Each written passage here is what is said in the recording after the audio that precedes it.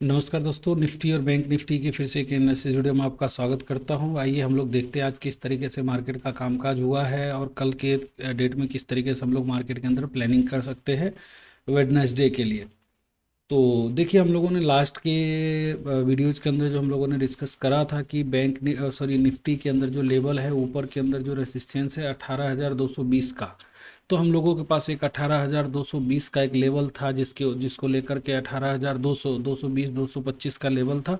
उसको मार्केट ने रिस्पेक्ट करा और एक छोटे से दायरे के अंदर आज निफ्टी का कामकाज होता हुआ नजर आया। एक चीज़ आपको देखने को मिला है कि निफ्टी जो है पहले 5 मिनट का हाई लगाने के बाद इसी बीच के अंदर पूरा दिन भर घूमा है। तो आज मेरा निफ्टी के अंदर बेसिकली कोई ज़्यादा इंटरेस्ट नहीं था। मॉर्निंग के अंदर ही जब इस हाई को निकालने के बाद सस्टेन नहीं हुआ तो मुझे लगा कि आज निफ्टी में बहुत ज़्यादा मूव था नहीं। नीचे नीचे से आप देख लीजिए अच्छा खासा सपोर्ट बना हुआ था, लेकिन मार्केट इसी रेंज के अंदर घूमता नजर आया।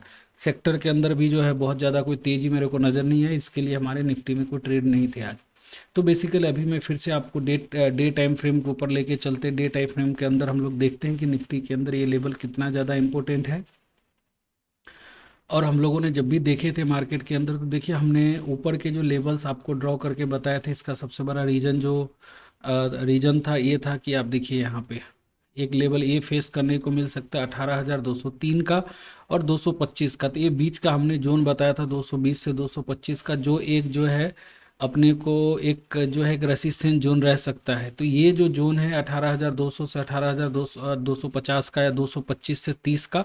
तो इस जोन पे थोड़ा सा हमें सजग रहना पड़ेगा। हम चाहे तो वेट करेंगे कि 1 से 2 दिन 18,200 के ऊपर की हमारे को क्लोजिंग मिल जाए, तब हम फ्रेश तेजी करेंगे।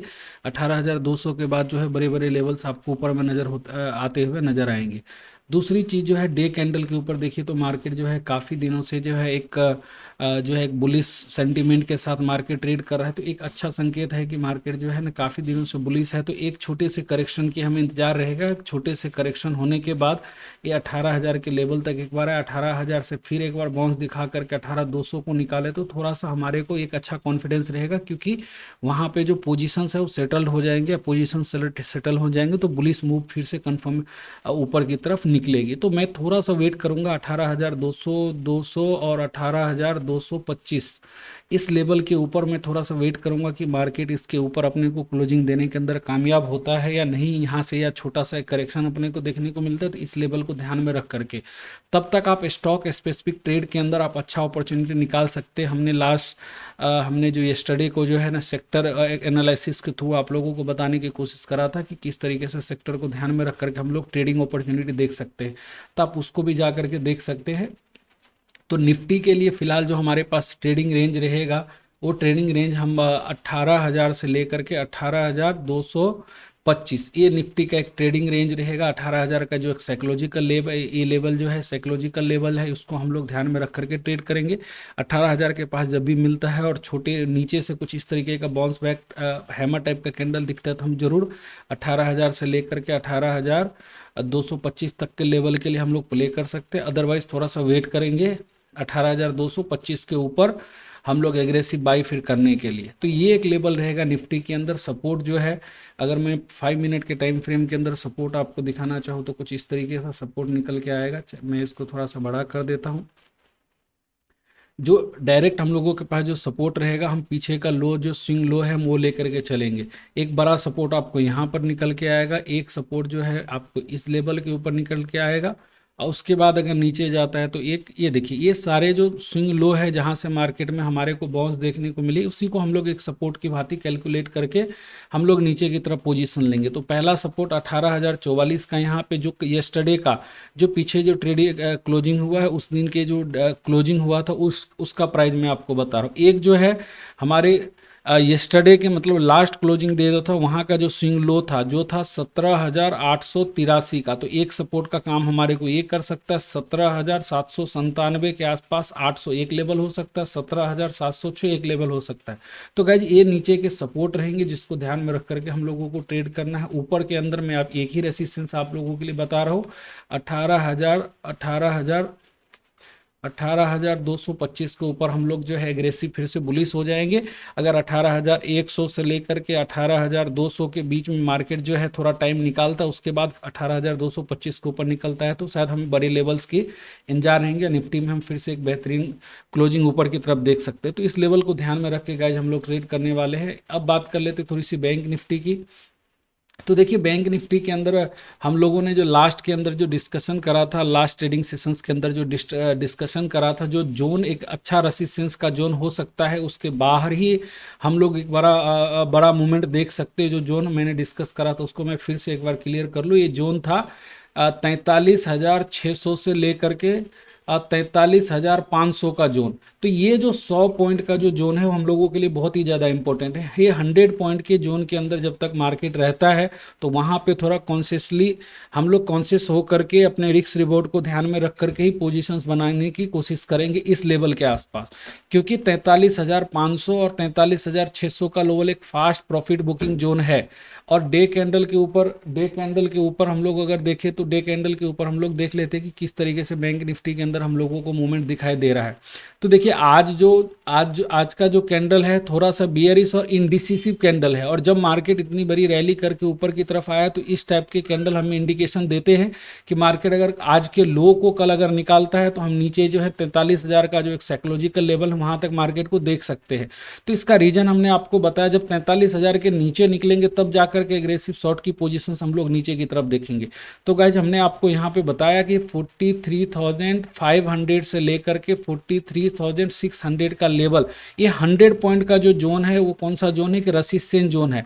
सपोर्ट और रेसिस्टेंस को कभी भी हम लोग ऐसा एक पॉइंट से एक लाइन से इंडिकेट नहीं कर सकते, उसको एक जोन के अंदर डिवाइड करके काम करेंगे तो थोड़ा सा अच्छे से अपने को समझ में आएगा कि कौन से जोन के अंदर।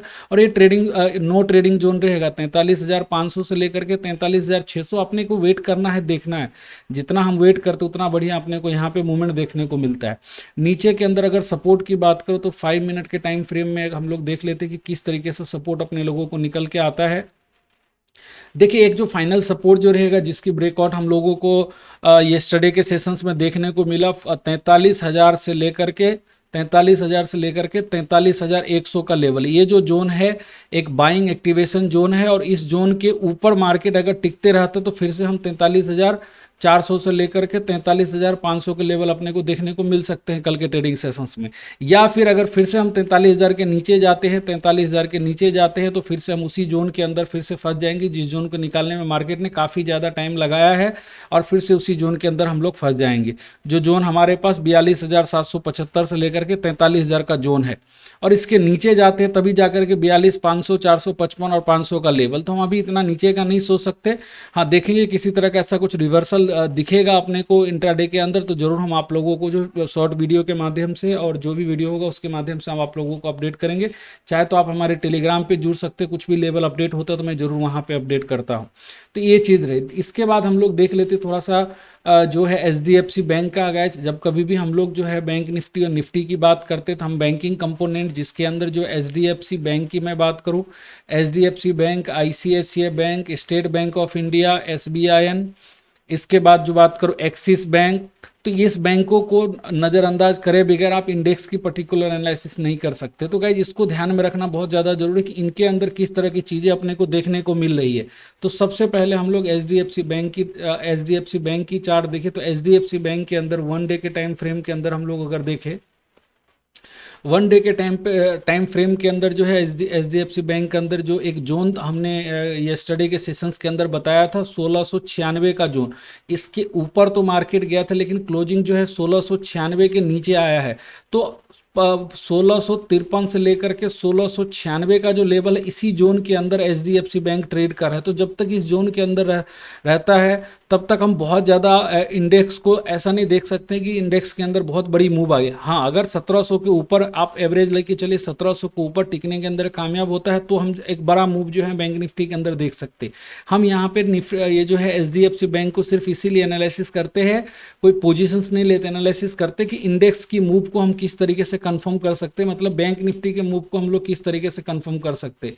इसके साथ में एक्सिस बैंक आईसीआईसीआई बैंक की बात करो तो आईसीआईसीआई बैंक ऑलरेडी एक ब्रेकआउट जोन के ऊपर है जो है ये एक अच्छा संकेत है, लेकिन ऊपर से जो रिवर्सल दिया है उसको देखना रहेगा कि कल के ट्रेडिंग सेशंस के अंदर जो आज के लो है उसके नीचे क्लोज करता है तब हम उसके अंदर भी निगेटिव हो जाएंगे। अदरवाइज जब तक इसके ऊपर जो है 1920 के ऊपर जो है आईसीआईसीआई बैंक सस्टेन करता रहेगा तब तक हम इसके अंदर जो है बुलिश ही रहेंगे। इसके नीचे जाने के बाद ही, क्योंकि यहाँ पे बाइंग बहुत बेहतरीन हुई, आप देखिए यहाँ पे जो बाइंग हुई है बहुत कॉन्फिडेंस के साथ यहाँ पे बाइंग करी गई है, तो इतनी जल्दी ये लोग फटाफट प्रॉफिट बुक नहीं करेंगे। लेकिन हाँ, एक मार्केट को एक छोटा सा पॉज लेना जरूरी होता है मार्केट के अंदर, ये जरूरी भी है।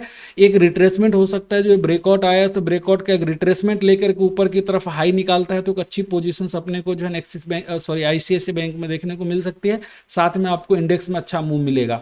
अगर एक्सिस बैंक की बात करूं, अगर एक्सिस बैंक की बात करो तो एक्सिस बैंक का जो रेंज है उसी रेंज के अंदर ट्रेड कर रहा है। 896 से लेकर के 818 का जो रेंज है, देखिए इसी रेंज के अंदर एक्सिस बैंक ट्रेड कर रहा है। तो इनका बहुत ज़्यादा पार्टिसिपेशन आजकल इंडेक्स के अंदर नहीं हो रहा, क्योंकि रेंज के अंदर ही ट्रेड कर, तो ये अपनी मस्ती के अंदर ही ट्रेड करता है एक्सिस बैंक। तो नज़र बना के इसमें भी रखना है, क्योंकि एक्स्ट्रा ऑर्डिनरी जब भी कभी मूव इसके अंदर देखने को मिलती है तो जरूर आपको इंडेक्स के अंदर इसका आपको इसका इम्पैक्ट नज़र होता हुआ नजर आएगा। लेकिन फिलहाल जो है आज इंडिसिसिव टाइप का कैंडल बनाया है, जिसका कोई अभी ये नहीं है, बहुत अच्छा पार्टिसिपेशन जो है हमारे को एक्सिस बैंक का नहीं दिख रहा है। इसके साथ साथ हम लोग जो है देख लेते हैं कोटक महिंद्रा बैंक में। कोटक महिंद्रा बैंक गाइज पिछले कई ट्रेडिंग सेशन से और कल ही जो है ब्रेकआउट लगाया था, ब्रेकआउट लगा के आज मार्केट जो है ब्रेकआउट के ऊपर बना है, तो अब इसके ऊपर निकलता है 1950 के ऊपर निकलता है, तब एक अच्छी कंफर्मेशन, एक तेजी, अच्छी खासी तेजी हम लोग कोटक महिंद्रा बैंक में देख सकते हैं, जो 2000 से लेकर के 2050 तक के लेवल अपने को कोटक महिंद्रा बैंक में दिखा सकता है, जो इंडेक्स में काफी मदद करेगा। अगर एसबीआई की बात को तो एसबीआई ने लास्ट सेशंस के अंदर अच्छा खासा ब्रेकआउट भी अपने को दिया, और हम लोगों ने जो डिस्कशन करा था कि इस तरीके के लेवल्स और इतना बड़ा रेंज अपने को ऊपर की तरफ देखने को मिलता है। तो अगर इतना बड़ा रेंज निकालेगा मार्केट तो एक ही दिन के अंदर नहीं निकालेगा, इसके लिए थोड़ा सा पॉज लेना जरूरी है। तो हो सकता है मार्केट ये जो ब्रेकआउट है, इस ब्रेकआउट को टेस्ट करने के लिए ये जो लेवल है, जो पहले एक रेसिस्टेंस का काम कर रहा था, अब क्या करेगा, एक सपोर्ट का काम करेगा। तो मार्केट जरूर चाहेगा कि इस लेवल को टेस्ट करके मैं एक बार आऊं, कि इस लेवल को टेस्ट करने के बाद अगर ब्रेकआउट ऊपर की तरफ वो निकल जाता है और फिर से 580 के ऊपर निकलता है तो एक बड़ी रैली देखेंगे एसबीआई के अंदर। अदरवाइज अगर इसको सपोर्ट को टेस्ट करने के साथ ही अगर ये नीचे की तरफ मूव कर जाता है तो फिर से हम एसबीआई के अंदर 500 से लेकर के 580 के रेंज में, इसी रेंज के अंदर दोबारा से हम लोग आ जाएंगे, 580 से लेकर के 560 के रेंज के अंदर आ जाएंगे। तो गाइस इस सारे बैंकिंग कंपोनेंट के लेवल के ऊपर नजर बना करके हम लोग ट्रेड करने वाले हैं। इसके साथ साथ में मेरे आज के जो 2 ट्रेड थे मैं आपके साथ डिस्कस करना चाहता हूं। देखिए आज का जो हमारा पहला ट्रेड था वो ट्रेड था टेक महिंद्रा के अंदर।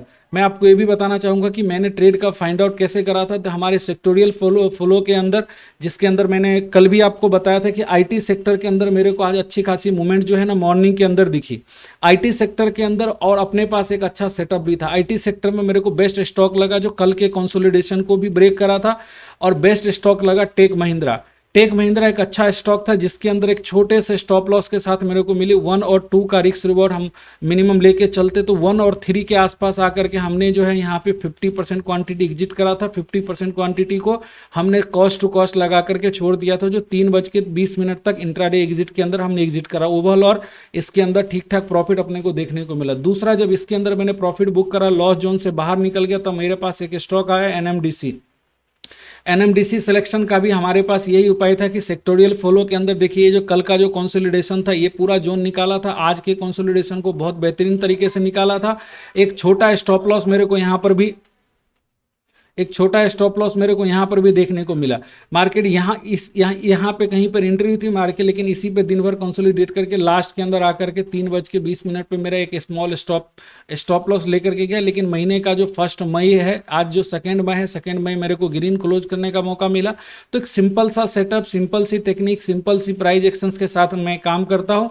तो आई होप ये चीज़ आपको समझ में आएगा। अगर हमारे साथ ट्रेडिंग सीखना चाहते हैं, समझना चाहते हैं, तो guys dream life trading academy के साथ आप जुड़ सकते हैं। academy.com के साथ आप जुड़ सकते हैं, या मैं इसके अंदर लिंक भी हमने दे रखा है, ड्रीम लेक एकेडमी के साथ जुड़ सकते हैं। बहुत ही नॉमिनल कॉस्ट के अंदर price actions, intraday tradings, basic और हर तरह के जो सीक्रेट फॉर्मूला है किस तरीके से प्रॉफिट बुक, सारी चीज़ें हमने शेयर कर, अगर अच्छा लगता है तो जरूर आप हमारे साथ कनेक्ट हो सकते हैं और वीडियो को लाइक शेयर सब्सक्राइब कर सकते हैं। मिलते हैं गाइस नेक्स्ट वीडियो के अंदर, तब तक के लिए जय हिंद।